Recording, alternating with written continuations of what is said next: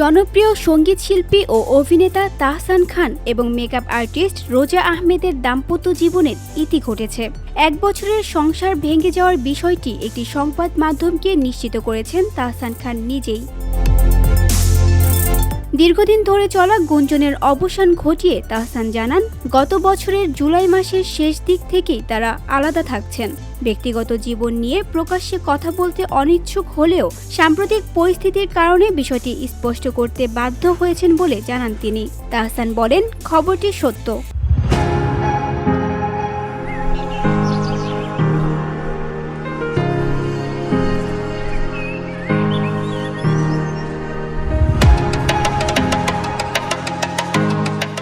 আমরা এখন আর একসঙ্গে নেই। সঠিক সময় এলে এ বিষয়ে বিস্তারিত জানানো হবে।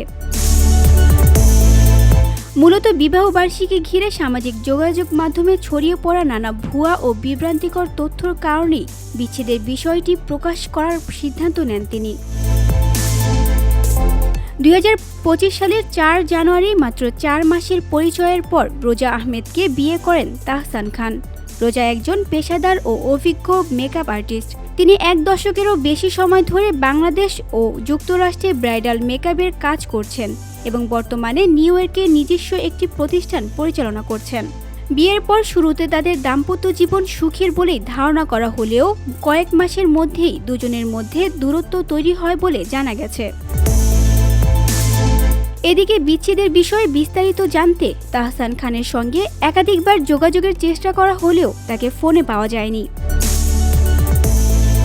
VOD Bangla news desk.